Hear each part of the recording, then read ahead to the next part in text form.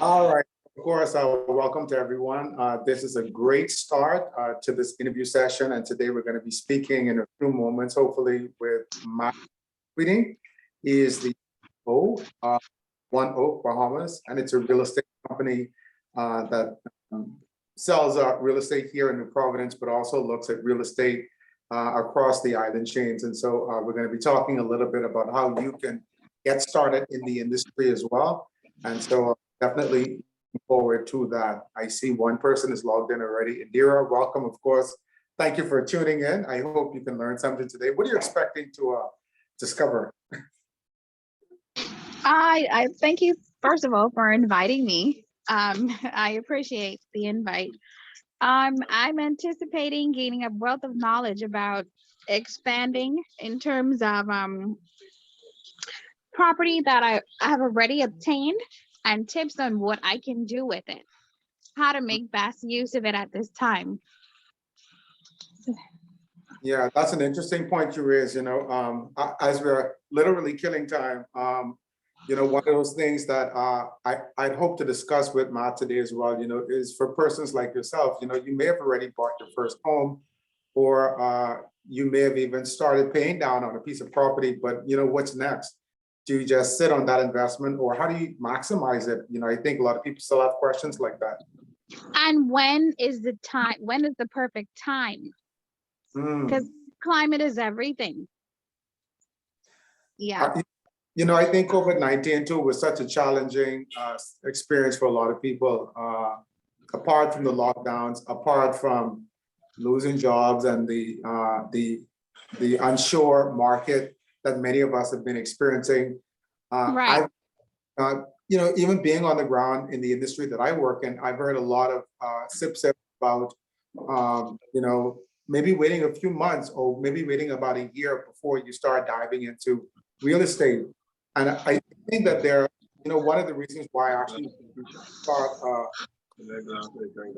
think that there are a lot of hidden gems when it comes to timing, and so you're definitely right when you talk about this idea of timing and knowing when to invest. But again, on this idea of killing time, so how long ago did you purchase your piece of property, and was it? Talk to us a little bit about how you went through the process. Because I mean, of course, you told me, but for the rest of those persons who are happy to chime in. I invested back in 2016. Yeah, that's when I would have purchased my first piece. I made attempts to purchase property on the outer island, but it didn't pan out as I anticipated. And luckily, I stumbled upon a piece that was fairly reasonable, and I decided to just go with that. Yeah, it was a tedious process. Patience is definitely a virtue. Okay, I experienced a lot of delays, denials in terms of, you doing your research on the property and previous owners. It's not a one-stop shop. No, it's a very tedious process. So you definitely need to have patience. Planning is very important. And resilience. Yeah. I know it was a big deal for you as well. You had recently come back home from college, and even speaking to those persons who may be on the verge of finishing college or university soon, maybe even heading back home, whether it's here in the Bahamas or throughout the Caribbean. But as a young professional, the idea of getting started, you may have a job, you may have a profession, but owning your own property and balancing that with also starting off, like, was that difficult for you? It was, but so well worth the investment because, I think a lot of people feel like, oh, I have a lot of time and I'm only 30. And no, the time is now. I don't think you should wait. If you have the opportunity, if you have the means, the resources to make it happen, do it, because you don't want to be, paying on a mortgage at 60 years old, you know? The route I took, I decided to purchase my property and build out of pocket. Now, that I mean, that has been quite a journey for me. It's not for the faint of heart at all. But I appreciate it so much more, and I'm grateful that I took that route because now that I'm completed with one of my units, I mean, I look back and I'm like, gosh, I don't have a mortgage. Like I feel almost free because I'm halfway done with the property and yeah, no mortgage. So if you can, I would advise persons, to take that route. And I know another hidden gem for you was really your support system as well. You know, we talked previously about how even some of your friends, your family chipped in here and there, and not necessarily even just with money, but also words of encouragement, advice. Talk about how important that was even throughout the process. Many days I cried. Lloyd, I remember one day I was in front of the steel company. I was purchasing the steel when I was first getting started. And I was crying because I was literally, I went there with a certain amount of money, but it was more, I needed more. And I was short a few dollars. I'm literally in my car, just scraping underneath the seat and cup holders like for pennies. And I said, God, I appreciate this, I really appreciate this experience because the greater the sacrifice, the greater the reward. Sometimes I just needed a hug from somebody, like a pat on the back to say, just keep going. So all of those things help to keep me going, you know? Yeah, support is definitely dire when you're especially as a single woman, when you're on that journey. And I'm writing down that quote, the greater the sacrifice, the greater the reward. Yes, sir. And, I don't want to segue, but even as a single woman, I'm sure you would have come up on people who you may have encountered who may have seen, not even you, but seeing the assets that you're now owning. Did you find that difficult to navigate your independence as a homeowner, as a business owner, from people and their misconstrued perception of what they can get from you, or seeing you as dollar signs? Um,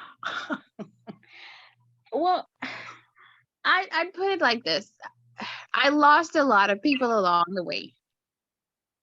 Um, but throughout that process, I do realize that everybody can go. Everybody is not meant to go. As I continue to climb and excel and succeed in different areas, especially when I became a business owner, a lot of things changed. Relationships were staggered. Some just came to a startling halt. And you know what? I was so okay with that because I understand the process of steps. So I have no regrets as far as that's concerned.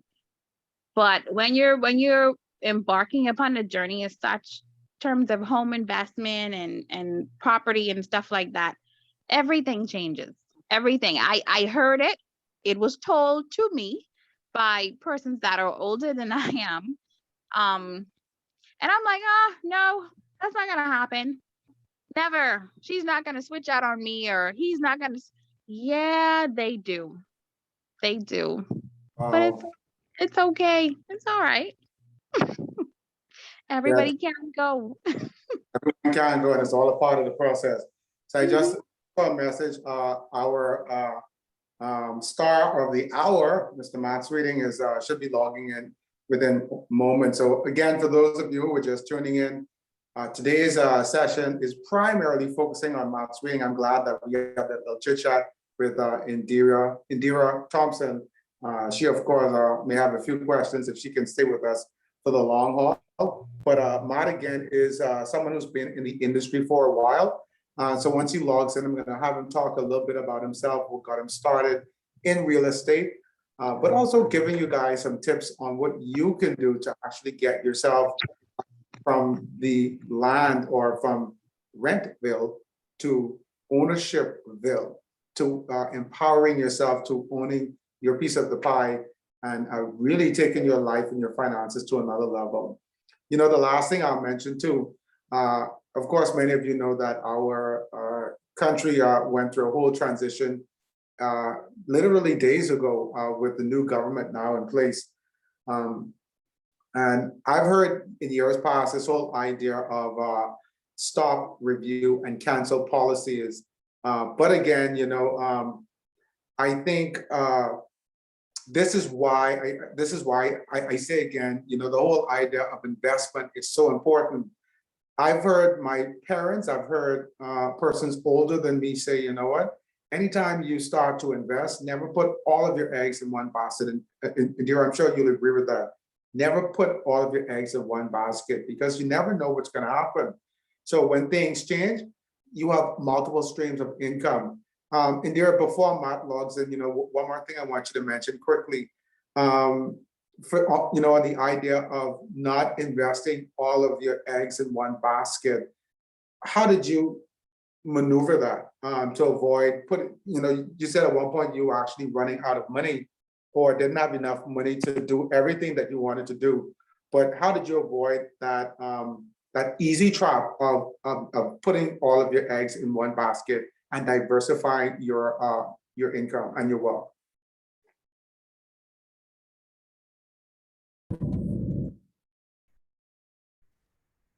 All right, so Indira looks like she's going to look quiet. We'll get back to her in a moment. I see Matt is finally in now. Matt, of course, welcome.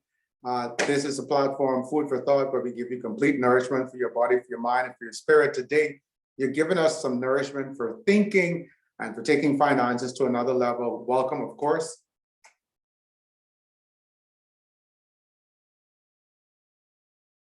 All right, you might be a little muted. Matt, you want to turn your mute off? Yes, I am here and ready. How are you today? I'm awesome. I'm blessed. I'm glad to be here. Hopefully you can turn it on. We're going to get to see you today. Yes, you will get to see me after I do a quick video check with the mobile move. All right. All right. So just quickly getting started, Matt, tell us a little bit about how you got started in the industry. I know, of course, you've been all across Instagram and social media broadcasting your new company and an amazing company, One Oak. But how did you get started in real estate? Yeah, certainly. That's a good question. So I have always had an entrepreneurial spirit. I remember as an adolescent cutting grass.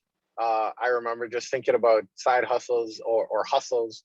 And I was always ambitious. Matter of fact, I tell the story about when I was young, I wanted to be a fireman, and people always say, "Oh, that's so nice. You wanted to help people." And whilst I like helping people, that was not the initial motivation. The motivation was, or the thought was, I was going to be able to manage my time. So we don't have a lot of fires in Nassau, and I was going to be able to get 8 hours pay for, you know, I figured 1-2 hours worth of work. I didn't quite figure out how that worked yet.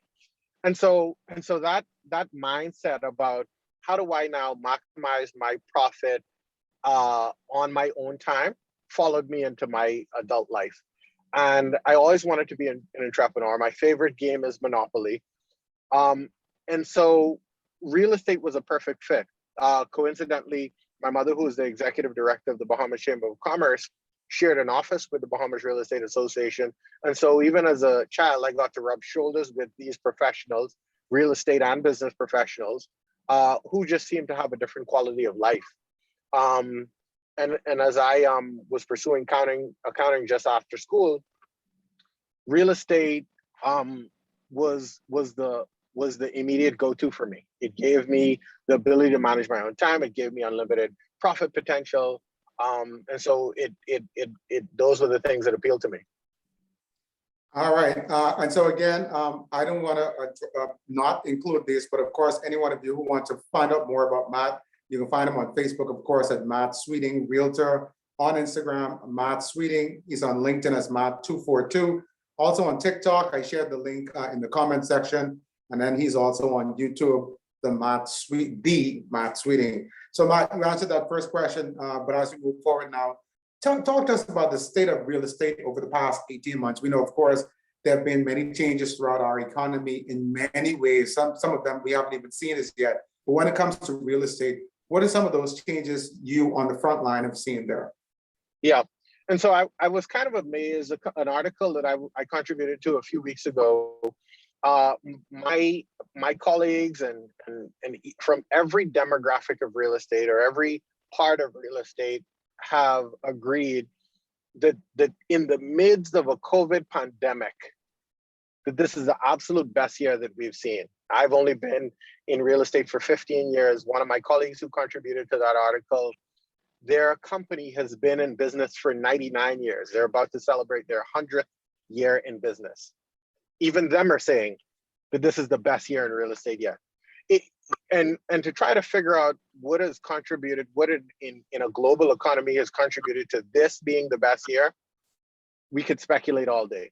But what I do know is that anyone that's looking or considering the purchase of real estate, this is the ideal time to do it for a number of reasons. The market is hot right now because ready buyers are few. Banks are more motivated to lend, and you might be able to negotiate a little bit better than you could in a normal economy. Sellers are more motivated to sell because there are less buyers. And so to a large degree, it has the elements of what we call a buyer's market. And so those that are looking, that have been responsible or fortunate enough to still be in a position to purchase real estate, this is the ideal time to do it. Rentals are still busy. Sales are still very active. And so it's a good time to buy real estate. So with this being a buyer's market, what should buyers know when purchasing a home or property for the first time? Yeah, that's a great question as well. And so they should do some research. They should have an idea of what's on the market in the criteria that I'm looking for. If you're looking for single homes, well, you should kind of start your research now. That might mean going on a few websites or just going on our website. Our website has every listing in the country on it.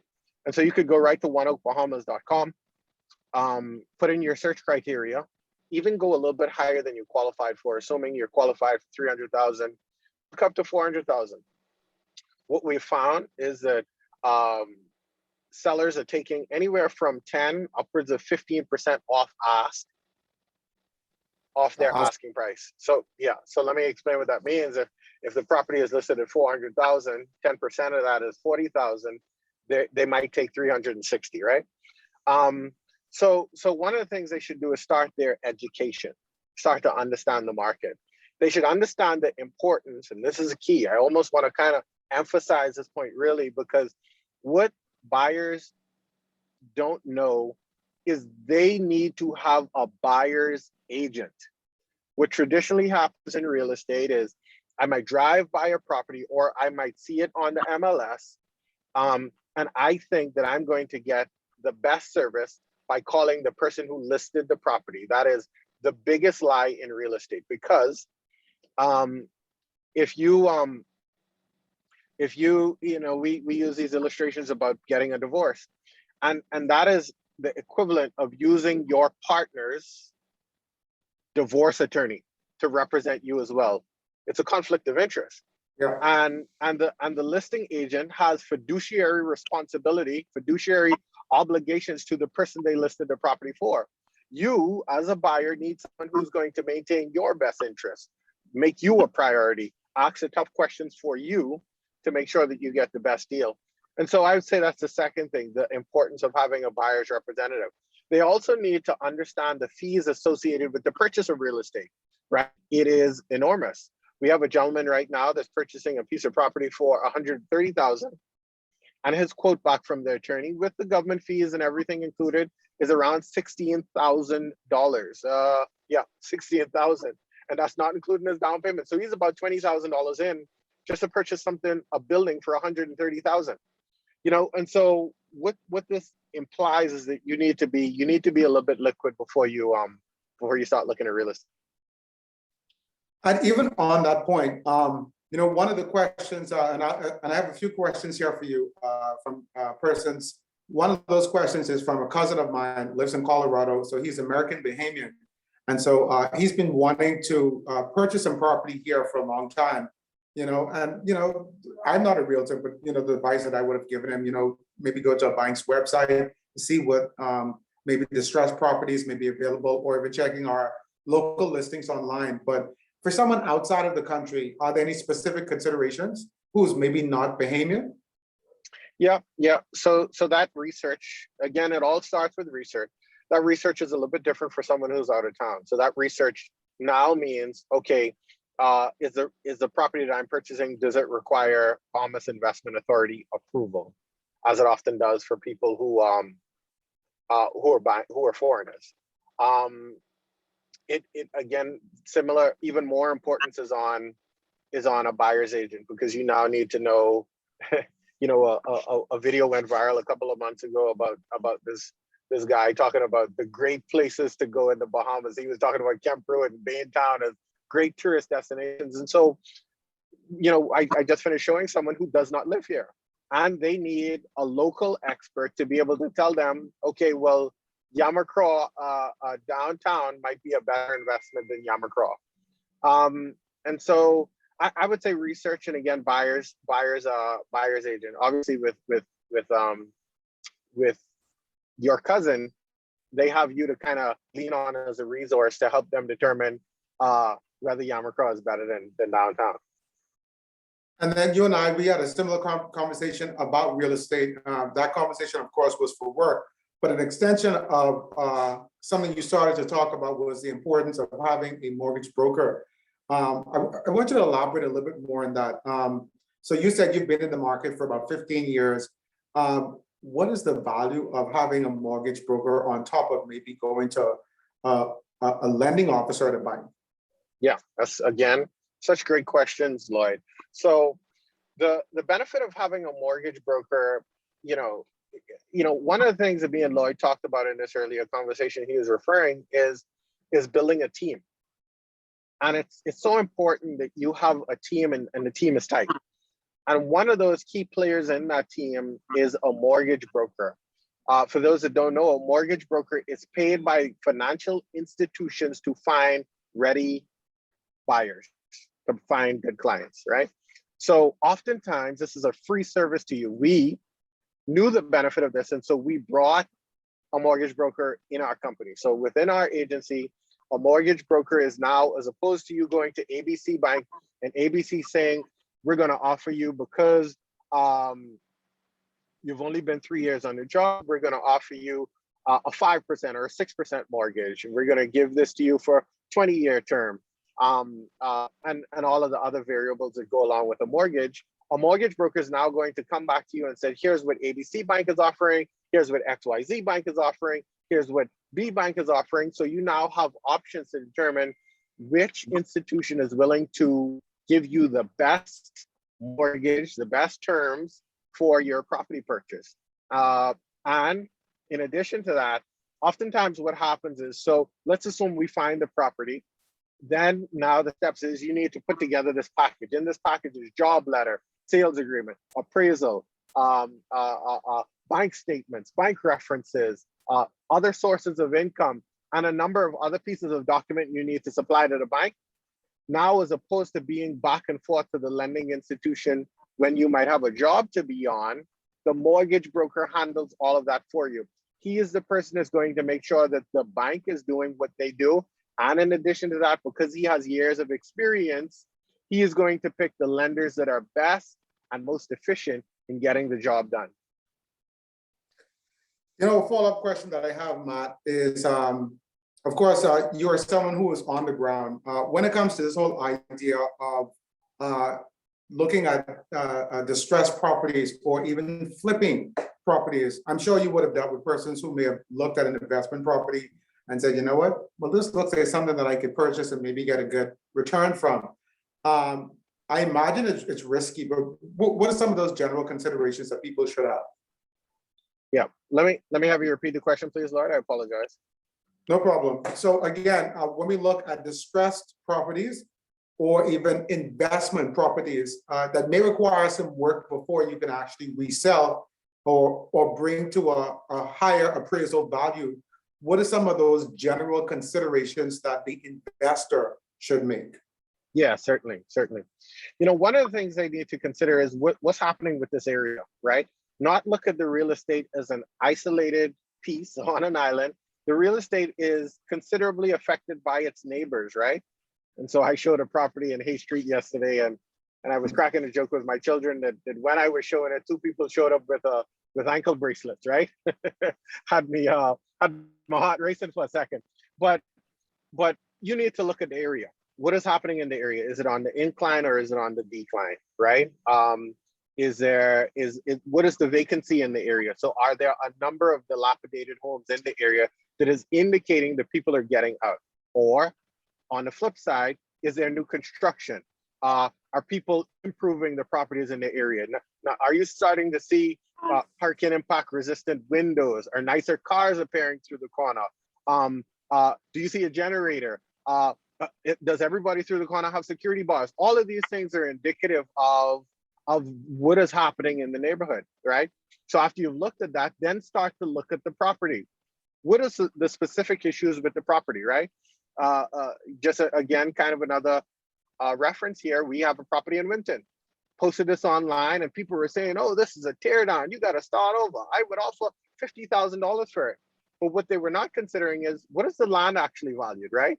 The land was 80 by 100. The land alone is 115,000. The property, what that now suggests is the property you're buying a building that still has some value while it needs a lot of work for 20,000, 15,000. And so you need to look at the bigger picture. What is the land worth? How much needs to go into the building? Is the building repairable? Go there with a contractor. That is something we always are suggesting with clients who are interested in distressed properties is come with a contractor the first time. You know, let's not slap up. Come there one time, ready to do it, because the next thing is you need to be able to make a decision quickly. Because what we've been finding is that within 1 or 2 showings, these properties are sold. And so it's imperative that you do your homework, see the neighborhood, properly assess the actual property, consider it in a bigger picture. What is the return on investment potential for this property? And then come there with a contractor. Now I know one of those big ideas for some of us who are looking to expand is really, you know, because it's no secret here in New Providence, it's becoming very congested. And so looking at those family islands, even for me, I think it looks very attractive at this time. But again, research, as you said, building a team. But I know the last time we talked, you celebrated a few islands for some, I guess, some indicators that spark a possible a good investment, and talk about that. Yeah, certainly. And so some of the points we had shared earlier was do your research. And the islands are a good opportunity because we appreciate that New Providence is super expensive. It is not within the reach of all Bahamians, and definitely not all young professionals. And so, you know, the island might be an opportunity. And many of us have family members or family ties to these islands where we could get land for nothing, free or inherited. We could get, our mother and say, Mommy, you know that lot in Exuma, the lot in Eleuthera, why don't you go ahead and let me get that off you instead of waiting, for the worst to happen, right? Right. That is a strong possibility for us all. You could put a shack on that. And when I had an Airbnb, one of the things that I appreciate is that when tourists are coming to the Bahamas, they want an experience. Matter of fact, when I travel, I want an experience. I no longer want to stay in hotels. I no longer want to be in that box. I want to experience the culture. And so what this now gives us the ability to do as ambitious people who are looking to invest in real estate is pair your property with an experience. So you can do a 80s 80s style home in 2021 in Eleuthera. How live how they live in 1980 in 2021. And you could do a clapboard shack with chickens on the property, with pigs next door, right? Where the people come there and they can get eggs, they can feed pigs, right?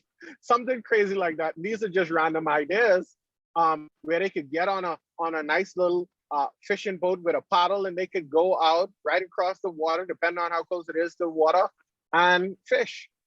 And so what we have found is that and you know, you see the big change in Airbnb. Airbnb, if you don't know, has added what they call experiences. So now you could be making money from both ends. You could have the Airbnb, but also paired with an experience that you are charging people to do when they stay at your property. And so I think this is a major opportunity that I am sleeping on, and probably a large part of the Bahamian demographic does not even know about, that we need to pay closer attention to. Take advantage of the island. So some of the things that me and Lloyd talked about was look at these islands that are hot. If you go on Airbnb right now and you just do a search, you put together a book. So now you need to take some notes. So look at Bimini, right? And look at the calendar availability for the highest reviewed property in Bimini.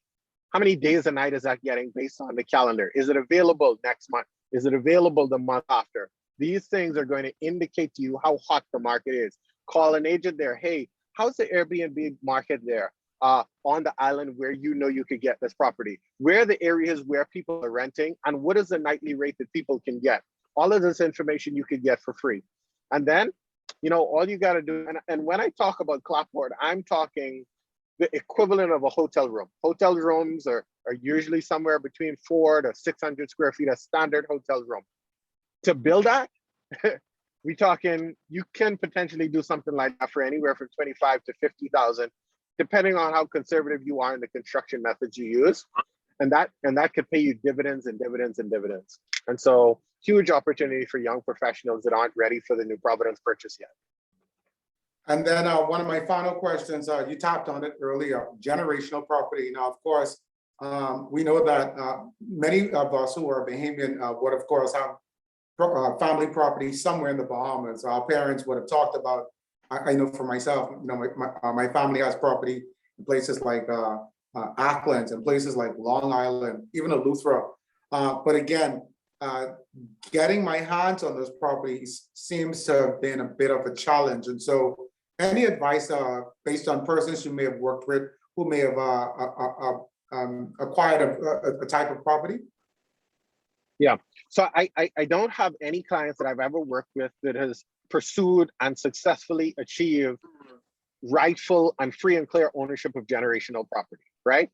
But what I might suggest is consulting an attorney and finding out about the Quieting Titles Act. This is something that us as younger professionals have not really pursued, research, found out about, maybe because we're a little bit prouder and a little bit different from an older generation. But I think that Quieting Titles Act is the key to getting free and clear ownership to generational property. And what that, you know, for people that don't, the framework from what I understand of it is you say, hey, my family owns this, you get it surveyed. And again, this is a layman's understanding of it. I am not a legal professional, so I'm giving you what I know about it. And then you have to put it in the paper through an attorney who's going to help you with this process.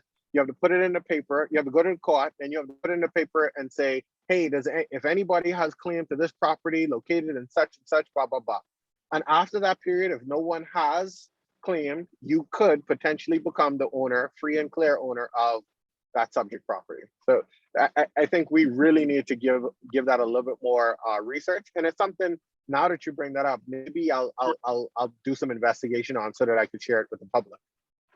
appreciate that. And so we're bridging a bit on about 50 minutes now, but before we wrap up, one of those things that I want you to talk about, again, we've talked about possible investments here in New Providence, but also possible investments throughout the family islands. But lastly, I think one of those important considerations, again, you lightly went over it, but making yourself ready to become a homeowner. You know, oftentimes you hear people say, well, if you want to be in a marriage, make yourself a wife, make yourself a husband before you get that made. And so is it similar before becoming a homeowner, you know, putting aside those savings, generating research? What bits of advice would you offer for persons, again, who are, you know, just getting started and maybe in a position to actually do some things? Yeah, great question. You know, one of the things that became abundantly clear to me, we put on an event a couple of months ago now called How to Become a Real Estate Investor 101. And there was considerable interest behind this topic. A lot of people are motivated and interested in real estate. They want to invest in real estate. They want to buy real estate. Matter of fact, the quote I've been sharing is that 90% of the world's millionaires achieve their millionaire status through real estate. What that means is that us who are after the buy, who are after success, need to learn about real estate. But the problem with us is that we terrible with money. Our generation, generally speaking, are terrible with money, right? So that means that we need to address that first issue first. We need to now put strategies in place to be able to save more money, right? If I talked about a guy that was buying something at 130 and he needed 20,000 down, imagine you who wants a condo, who wants a triplex, who wants a duplex, what you would need to have, right? And if you want to talk about that, feel free to call me. But what I've done and started to kind of start some education behind for myself, but I think everybody should start, is financial wellness. And me personally and us nationally need to put a little bit more focus on handling finances better. So I'm actually a part of a course right now. Druba Solutions is putting on a 9-week financial wellness course. They do this very regularly throughout the year, but I suggest connecting with them.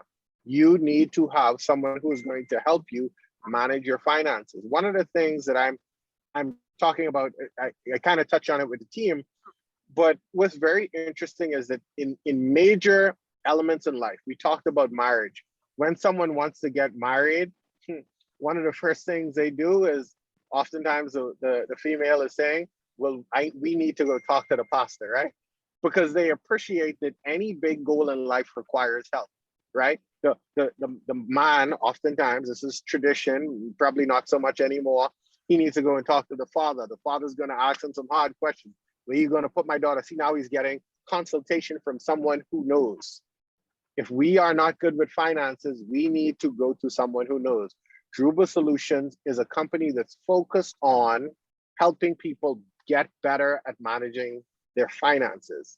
And so some of those things is you need to live lower. You need to live lower below your means, and possibly even lower than you're doing right now. You need to put some strategies in place that is going to put you in a position in 3 years, in 5 years, in 1 year to be able to purchase real estate. So yeah, that's my thought on that.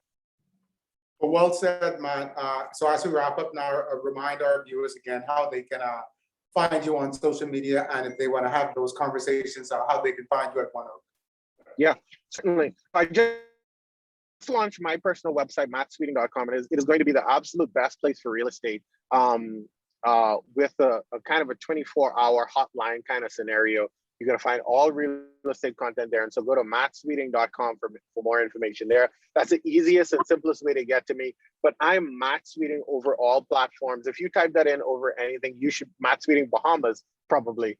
You'll be able to find me on everything. I live mostly on Instagram. I play around on LinkedIn. I post videos on YouTube. And I haven't started dancing yet, but people are loving my content on TikTok.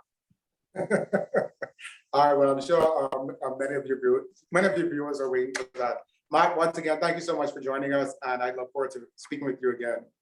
You as well, Lloyd. Thanks so much for having me. Definitely. And of course, to all of our viewers, thanks for tuning in. This has been another production from Food for Thought, where we give you complete nourishment for your body, for your mind, and for your spirit. Stay tuned. We're going to keep it going with a lot more content that's right for you. Take care.